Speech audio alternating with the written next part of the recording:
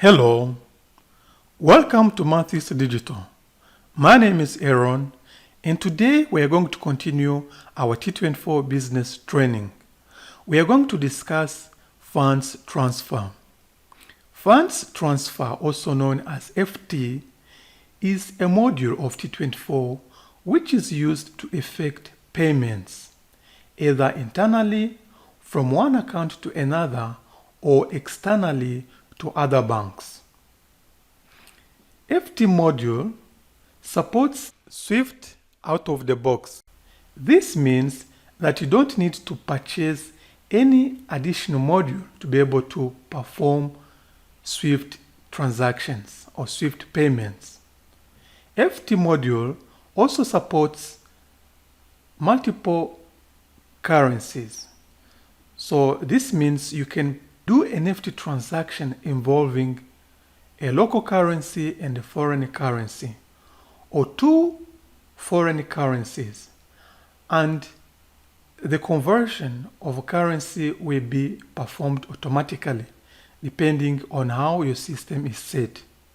Also, a custom rate can be inputted, so an FT module really is very flexible. Now, here is a picture which shows an international payment. We are going to touch this later when we talk about Swift. For now, let's look at payment types. There are quite a number of payment types that can be performed using FT module.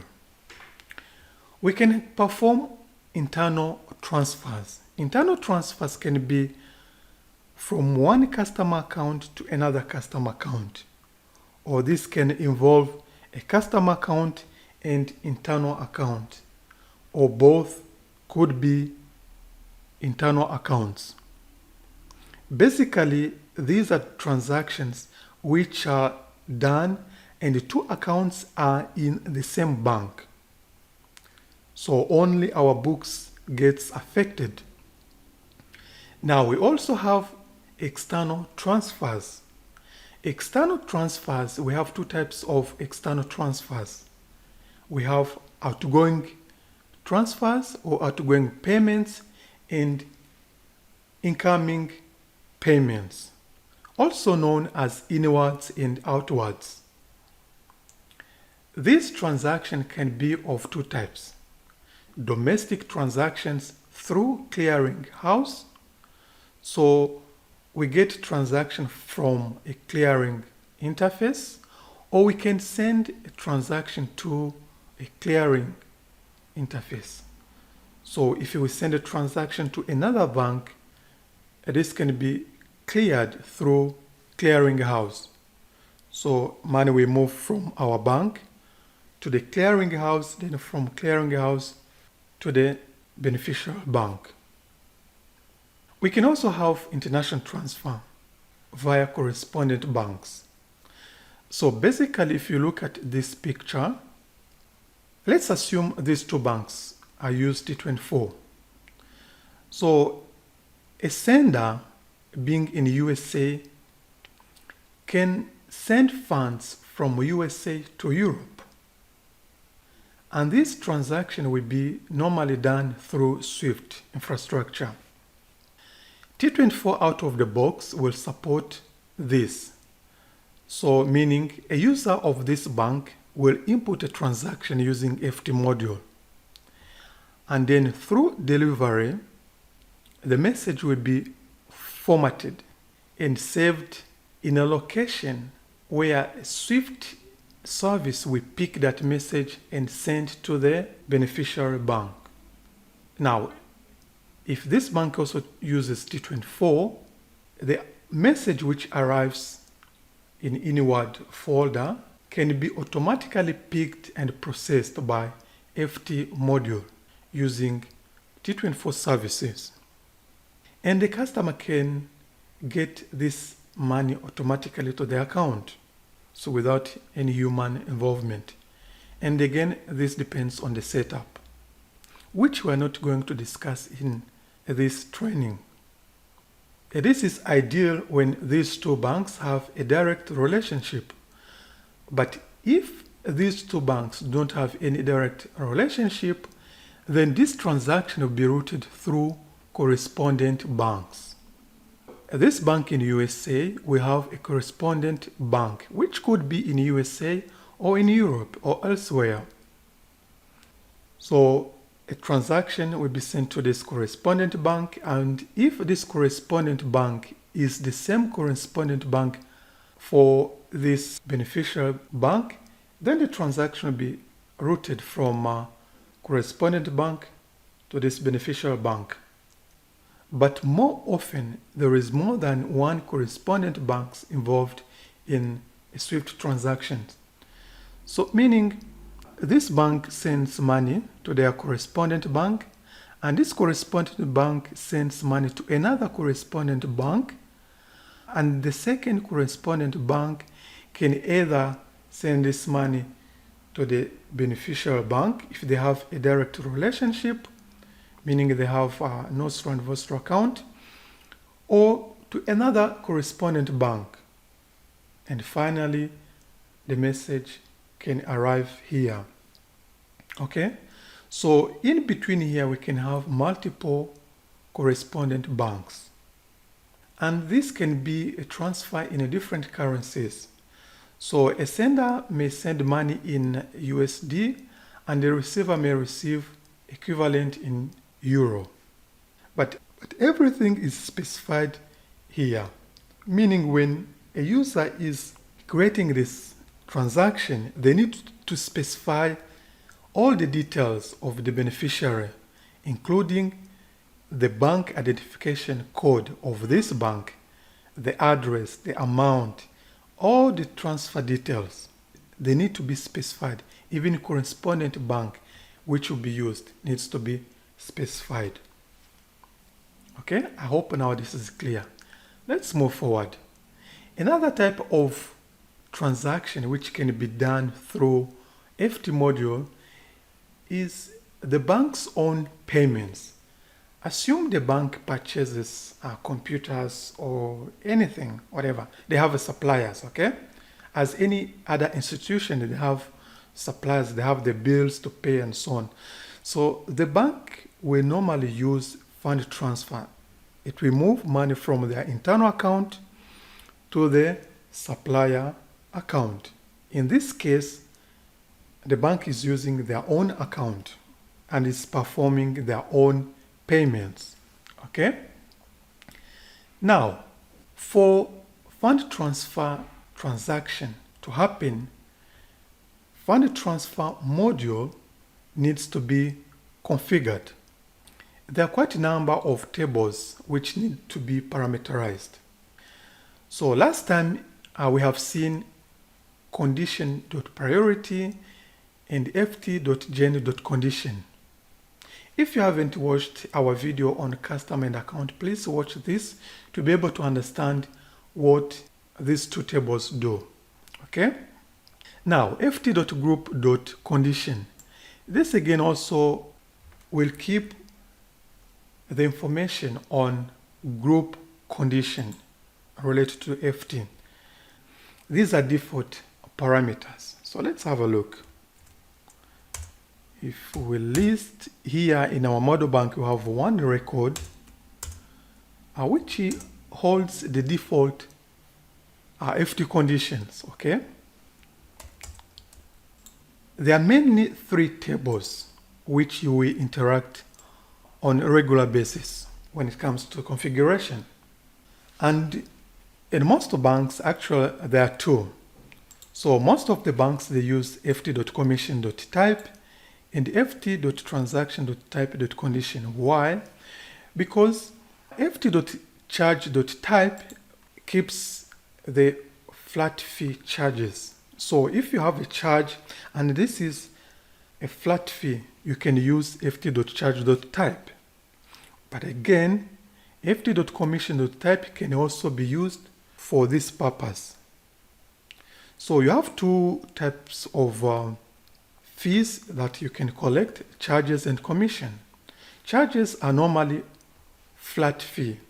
So for that purpose, you can use ft.charge.type. Let's have a look at this table and what we have. If I list here in Model Bank, I only have one record. And this is simple to understand. What you have here is a P&L account where the charges will be posted once it is collected. Okay, and then we have the transaction code for credit, transaction code for debit, and the currency and the amount. For this one, it's 0. So if you attach to transaction type, it won't collect anything. Okay, it won't do anything. Now let's see the table which is similar to this, and this is ft.commission.type. ft.commission.type is similar to ft.charge.type, but this holds information on fees, commission, charges, and so on. So let's see. As you can see, we have more or less the many records here. This is the one which normally is used for this purpose. Okay, let's view some of these records to be able to understand. Here we have account closure charges. We say once we collect these fees, they are going to be posted on P&L 52001. And the transaction credit code is 962. And for debit, the code is 961. Then we go ahead, we break into currencies. We say if a customer is closing a USD account, then we charge a flat fee, which is 100 USD. But if the account is in GBP, then we collect 50 pounds. Okay, as you can see, this is a flat fee. We could use ft.charge.type to input this charge, but here we have used ft.commission.type. The effect is the same. Let's move to the next one. The next one is agent fees. This is the name. Now, once we collect this agent fees or this agent fee, it is going to be posted on this P&L account 52668, which is called agent fee. And you have different codes for debit and credit. And here we have the calculation basis is different. It is percentage, so it is not a flat fee. So this is a commission we are getting. And you have different levels. So we are saying up to 100K USD, we collect 0.25%. But between 100K and 250K, we collect 0.50%. Between 250 and 500K, we collect 0.75%. Above 500K, we collect 1%. So this is very flexible. So we can continue, but the story will be almost the same. So you can have a percentage or flat fee. You specify the P&L account where the fee will be posted and so on. So the story is the same. Now, let's look at another important table, which is ft.transaction.type.condition.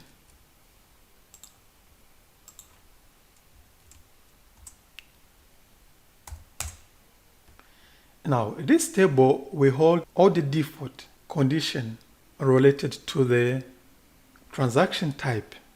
Okay, so let's see some of this. So this is actually the default one. It is for internal transfers. account to account.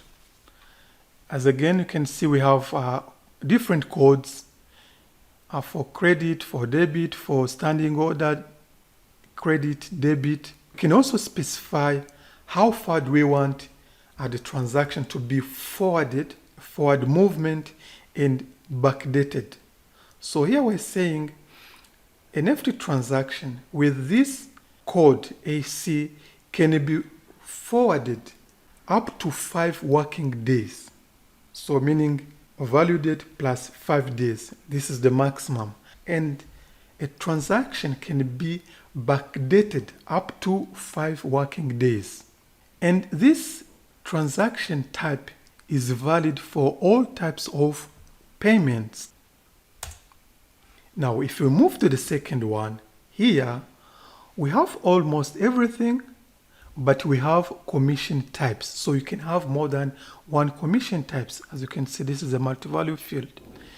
Then we're saying here, for easy loan pre-closure, we collect this fee, which is called loan pre-charges, okay? So if you look at this, this will be in ft.commission.type, okay?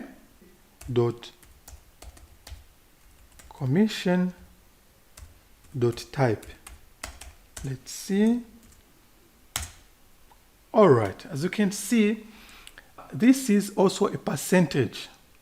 We are going to collect this fee of 1.5%, and the default currency is USD, and it is a percentage, and the money we collect will be posted on this P&L, 52,192. Now, for you to be able to understand really this, let's have a small practical session, okay? Because I want you to understand this. Normally, you have an assignment saying we want to collect a certain fee, either a flat fee or a percentage commission on this type of transaction. And you need to parameterize this. The way you do it, you create an ftcharge.commission record, like the one we have, and then you create an ft.transaction.type.condition. I think it is the second one. Yeah, like this one, okay? So this was, you create a similar ft.commission.type. Then after you create an FTTC and you attach your commission type to this FTTC, and you end up having this transaction type.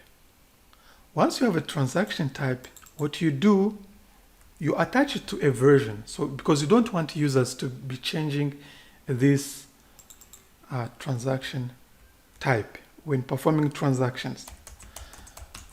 But since I don't want to waste my time and your time creating versions, let's use the default version and manually input this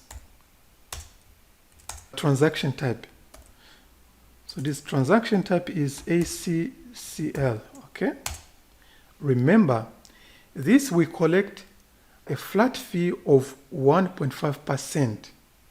So let me use my account. I want to debit USD, and the amount, let me transfer 45,000 from my account. Value date, I want to keep the default. I don't have anything here really there. And let me put another account. And basically I can validate, okay? Now, let's view this FT, okay? We do C. All right, now as you can see, we are debiting this account, it is 45,000, it's okay. But look at here, boom, we have the charge. It was automatically populated where? From where? It is from this transaction type. So we automatically have this commission type, and we have our amount calculated. So we can verify with a calculator. Let's see. So we have 45,000 and we collect 1.5%. Correct. As you can see, the system calculated this commission amount, and it is the same, 675. So for you, you do the configuration once. So this parameterization is done once, and you can forget. The user, whenever they use this transaction type code, the system will do the job. It will know how much needs to be collected and where to post the charge or the commission that is collected. As you can see, the total debit amount from this customer is 45,675. But the credit amount is 45,000 because we have the charges, and these charges are going to be posted to our P&L, which is linked to the charge or to the commission type. Okay? I hope you now understand. Now, since I don't want this money to move, let me delete this FT before I forget. Okay, it is gone. Okay, I hope you understand now. Now, let's move to yet another important topic, which is Swift. Here I'm saying Swift and the delivery because there is no module as Swift, okay? Swift is achieved through FT module and delivery module. A transaction is booked using FT module. Now, delivery module helps formatting the transaction into proper Swift message, which is acceptable by Swift system, okay, which is aligned with the Swift standards. Basically, you don't have to be an expert in Swift because Terminus will give you these parameters. So all the empty messages will come pre-configured in this delivery module. You hardly change anything.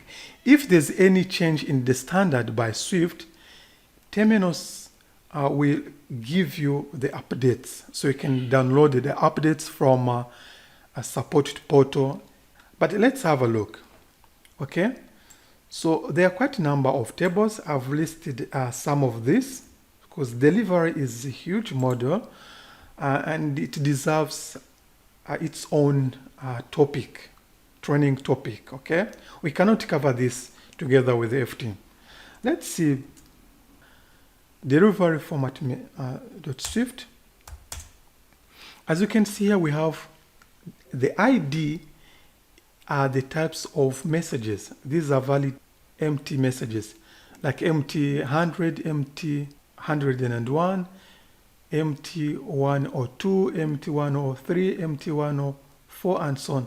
Let's have a look at empty 103, which is number 4. So you can see message type here. The way the message is going to be formatted, the message is going to get the sender reference, and this is the field, corresponding field in Swift is field 20, okay? So the message type is 103, and the tag 20, which is a reference in Swift, we have a corresponding field name as sender reference, T24. Then we can move forward. We say a tag 13C in Swift is this one, okay? And we can move. As you can see, every field is mapped. We have a tag 32A is mapped to value date, and so on. And the header name is value date, and so on. So this is how we have currency, we have amount, and so on. So this is how a message will be formatted. Now, another important table is de.mapping. Now, if you look at this table, let's see the content. Again here, we see we have different messages. Let's move to Swift messages. FT message, let's say 103. This is number 12. Let's have a look. So we have sender reference. The position is 202. Operation code, the position 2.3, and so on. Okay. So this is how a message will be mapped. And let's have a look at this table. Now, if you look at 103, which is now again number 12, we see all the requirements of this message. Okay, we say sender reference, the length. So this can be an FT number as a reference because FT number is alphanumeric. Then we have a field called time end. The length is 8, also alphanumeric. We have debit currency. The length is 3, like USD, Euro.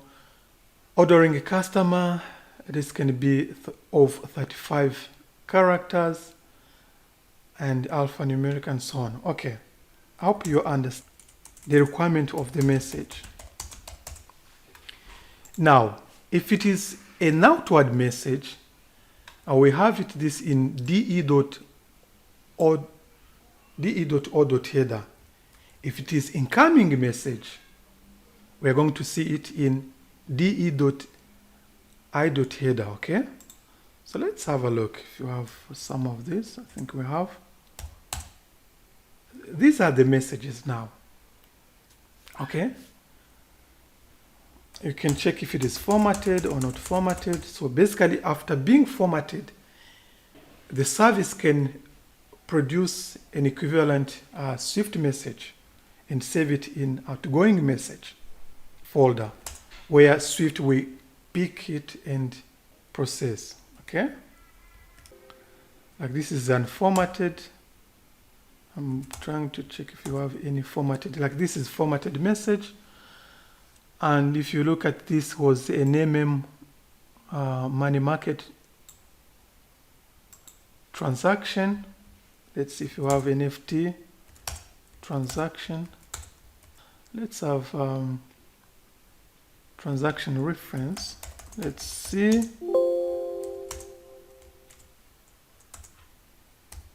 Let's search transaction reference. This fit 21. Like FT. Okay, these are FT. Now let's have a look. Some of these. This is unformatted, unformatted, and this is formatted. So let's have a look at this FT.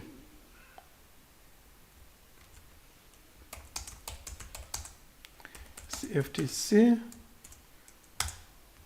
As you can see, this is the message which was inputted by a user, and the transaction type is OT03, outward telex payment.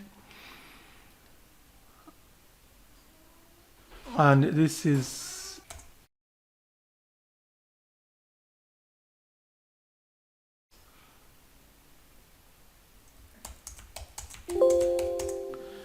good. Now, for incoming, there will be in de.i.header. Let's see if you have anything here.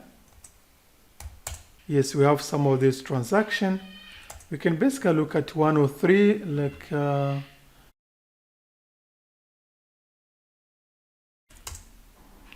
if you look at this, it got the FT. Let's view this.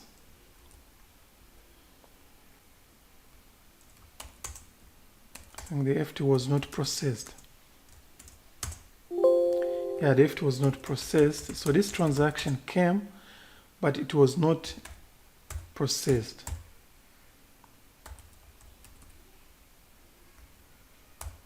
I don't know if we have any transaction which was processed.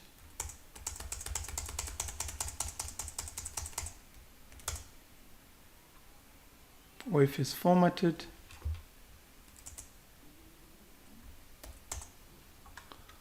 So basically FT was obtained.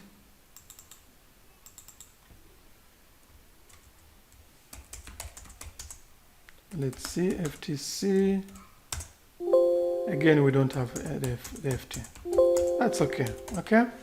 But you got the idea. This is a model bank, so we don't have any SWIFT attached, any SWIFT channel, and I presume these are dummy transactions, okay?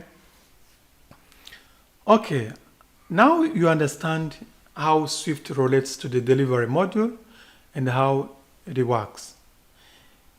Let's conclude by this very important also application, standing order. Standing order is part of FT module.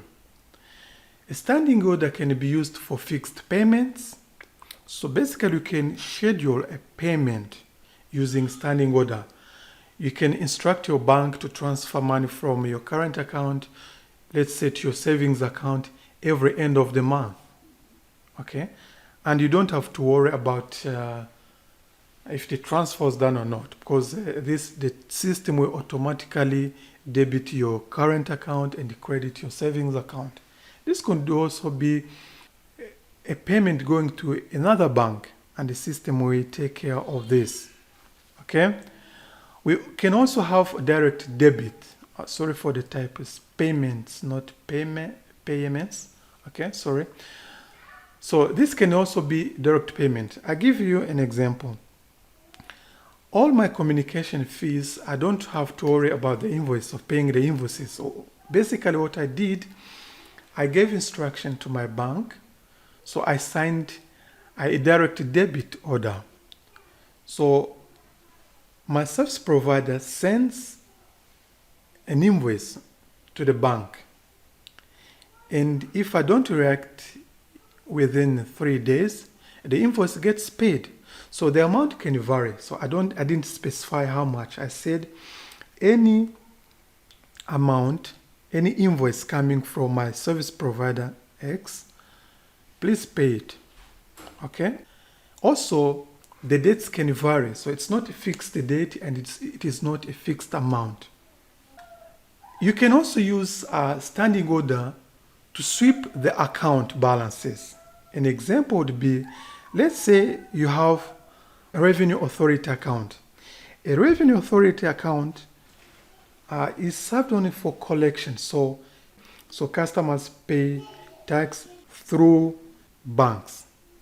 And at the end of the week, you may have this agreement with revenue authority that at the end of the week, you sweep the account and transfer whatever balance to the central bank, because revenue authority will have an account with the central bank. It is a government institution, okay? So in that case, you can set a standing order to do the job. At the end of a certain period, the account is swept, or the balance is transferred to another account. You can also use standing order to manage the funds. Assume there's a company having branches, and they can manage the funds between the branches and head office. And may say, at the end of the month, take whatever balance is on a branch account to head office account. Or you can say, if let's say the balance reaches 500K, the excess should be transferred to the head office account. In that case, you don't have to worry saying, what is the balance of this account? When should I transfer the balance? Okay? So you can manage this through standing order. You can also have bulk standing orders. Basically, let's say an example. A company may have a payroll. So the payroll does not change every month, of course, okay? So normally, the employees have a salary which is paid on a regular basis and on a certain date. So a company may give to the bank a standing order saying, here is a list of our employees. On 25th, please transfer to each employee this amount. Okay, so employees will have different amounts, of course, and the different accounts, and the total is debited from a company account and dispatched to the individual accounts. And this can be done automatically. And normally, the bank will expose, let's say, internet banking to the customer, and they can set these standing orders themselves. Okay? So I hope you have enjoyed watching this video. You now have a solid understanding on FT module. So if you have enjoyed watching this video, please like it and make sure you share this with your friends. If you haven't subscribed, please subscribe. In our next video, we are going to talk about OFS. Stay tuned. See you next. Bye bye.